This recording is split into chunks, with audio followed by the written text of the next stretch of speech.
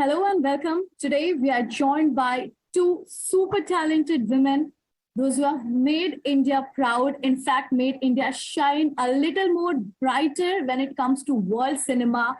And every Indian, trust me, every individual is thankful to Guneet Monga and Kartiki Gonsalves. Thank you, ladies, for giving us time.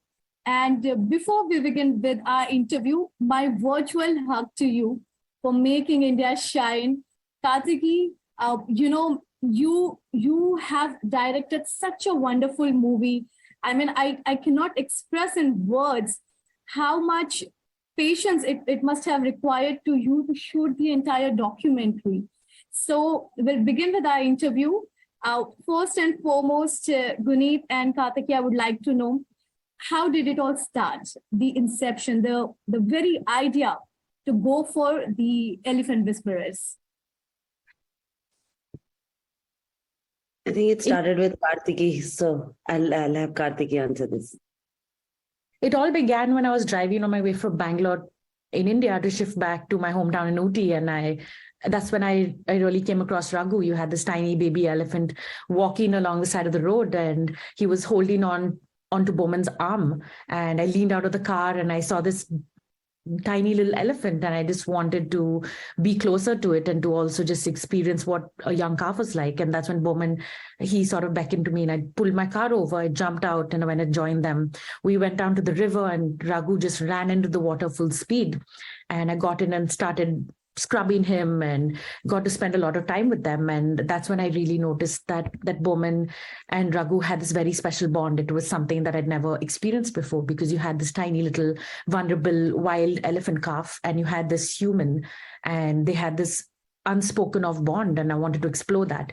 But a lot during that time, that also made me question about why a wild animal was with a human being. And that just brought to highlight the current situation of the Asian elephant. There are just 35,000 to 40,000 of them left. And Raghu was a direct example of climate change, where his mother had wandered into a nearby village in search of food and water, and she got electrocuted and died. And that sort of just really wanted me to help elephants in a much larger way. I wanted people to understand these animals that we live alongside with, to help coexistence on a much larger, in a much larger space. And I really wanted to get people to connect with elephants through Raghu, to be able to see how intelligent they are, how beautiful and emotionally connected they are, and show and get people to help protect the landscape and also in turn protect the species. And you had this beautiful family dynamic right in front of me. That's something that I wanted to highlight. And Bowman and Belly come from a Kartinakan community, and I wanted to really showcase this beautiful ancient tribal community that comes from the heart of South India. And there's so much that we can learn from them on living off the land and respect for land and other living beings that they share their spaces with. So it just all came together very organically. It started out as a very personal bond that slowly, gradually turned into what it is now. And that's very special today that we just won the Oscar, and it's extremely special. Guneet and me are just extremely overjoyed with everything that's been happening. And it's been, over the last couple of months, we just had a whirlwind of a ride, and we're just settling down now and coming back to reality. Absolutely. In fact, honestly, Kartiki, now Raghu and Amu will be in our heart forever. So this has really made that imprint in every Indian heart, that now we know that Raghu and Amu will be living with us forever. Guneet, how about you? You know, I was going through a lot of interviews and a lot of reports. Well, Kartiki was with the movie for 5 years, if I'm not wrong, and you were there for 3.5 years. How was your journey with him? So I was overjoyed when Kartiki brought the project to me, because it was adorable baby elephants and Kartiki's purest vision. And as a producer, I feel, being producing films for 15 plus years, I feel like it is my mission now to be more and more available with my company, with my resources and knowledge. I've been very vocal about that. And I could not be more excited when Kartiki reached out, and she had a pitch trailer. The visuals were stunning. And I think we've gone from strength to strength. Netflix joined the team, and with Netflix, it's like putting a hoarding on the moon. There is global audiences, the kind of fan art we've gotten. We released on 8th of December and we were shortlisted in 2 weeks, and then we were nominated in a month, and then a month later we won. It's been action packed, and our time of making the film has, it's been, I went out on shoot during the wedding of Bowman and Belly. So it was really nice. I got to learn so much, because here is this, amazing filmmaker of mine, which comes from natural history photography. So she knows a lot more about wildlife, and it was my first time leaning into it and bringing, whatever knowledge I know about the business of filmmaking and filmmaking and awards and the whirlwind around. But yeah, I got to learn a lot, and I got to experience wildlife, and I got to be with the elephants, and with the amazing Bowman and Belly, and learn from their knowledge. So it's been an amazing journey. Right. In fact, I was just noticing both of your frame. It is so wonderful. I mean, this should be your DP. In fact, people will be so happy to, get reminded of Oscar all the time. While we speak about the movie, Kartiki and Guneet, the movie would have certainly required a lot of patience, lot of wait. It is so wonderfully depicted, the beautiful bond between an animal and human being, especially when it comes to Bowman and Billy. They are so selfless. In fact, they are just utilizing what is only required for their survival, nothing more than that. What was the OMG moment in the entire documentary? I'm sure something must be really, really, it must be like very shocking to you as well. Oh my God, we have captured this shot. We have got this shot. How about that journey?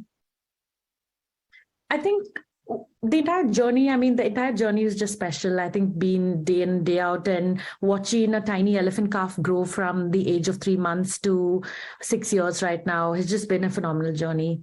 And not just with Raghu, but with Amu as well. I think just watching the family dynamics, everything was special in the journey. I don't think I can really pull out anything, because it was such an experience. I mean, going back, it's a place that I call home. I grew up in the Nilgiris, and this comes from the very heart of it.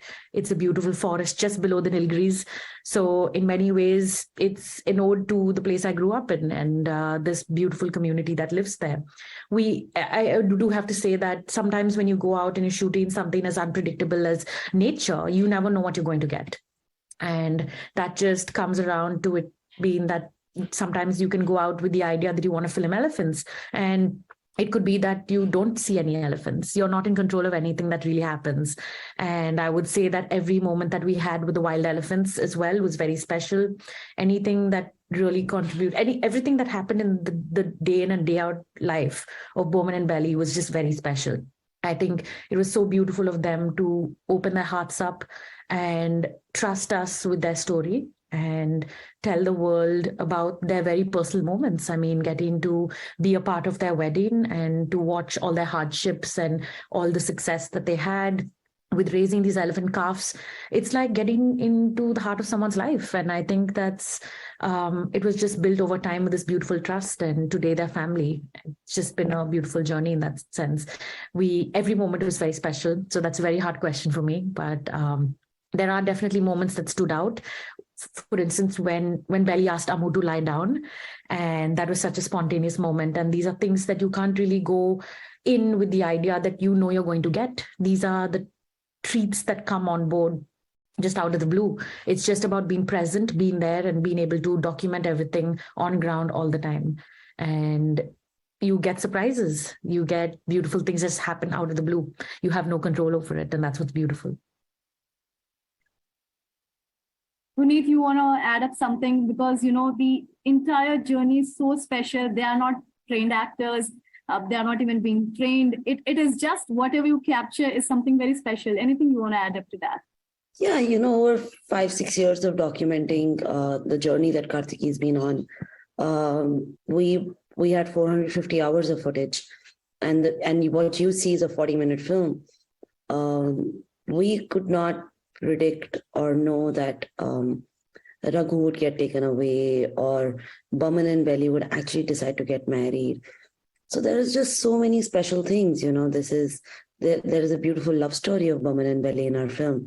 And that kind of unfolded and made it so real and grounded. And we're so grateful to be able to be observers and fly on walls in their lives, and to be able to see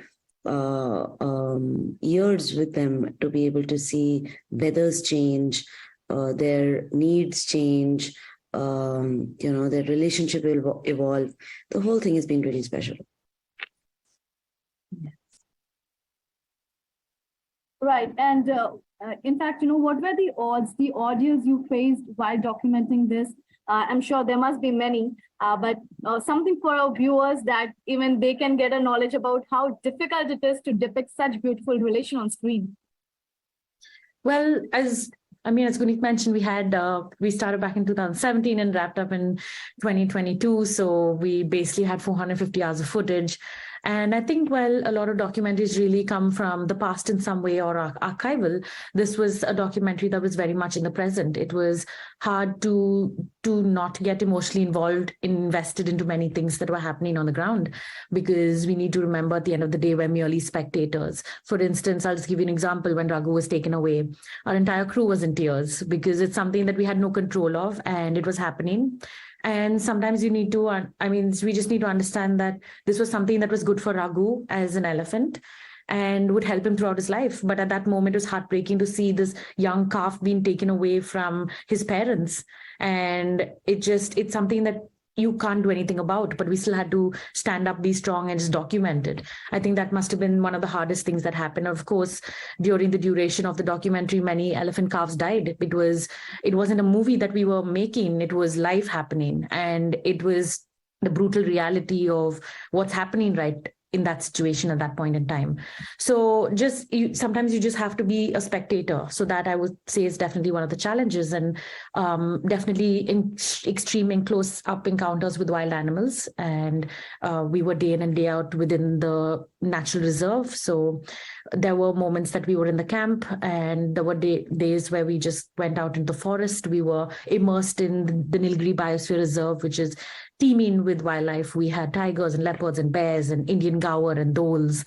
And we were working late hours, and you just have to be on guard the entire time. And at the end of the day, you're still working with elephants, and they're unpredictable. So just that sense. And alongside with that, we also had we were working with natural light. That's one of the most important things.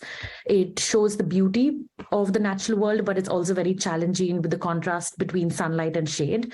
And we also needed to be very mindful that we were shooting with elephants. When you film with elephants, you cannot have bright lights shining into their eyes, and you just need to really keep in mind that you're not to harm the subjects that you're working with. So we took an ethical stand to really help that process. And one other reason why I decided to go to natural light, I think it's absolutely beautiful. Coming from a natural history background, I love natural light. It showcases world in a very beautiful way. And we would head out early in the morning, late evenings to basically capture in the best lighting possible. And we wanted to also really showcase Bowman and Belly's life in the way that they live it. We didn't want to go in and present this overly lit up place.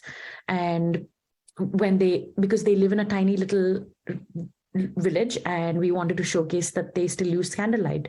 So we never really brought in all the external lighting for that. And I think, I think that's basically when it comes to the struggles. I think that it was just a beautiful journey, and every documentary or film has its own obstacles, and it's about how you deal with it and what type of ethical stand that you take. And it's challenging being a live documentary. You just have to follow the story and see where it goes, and you have to be okay with not knowing where it's going to go.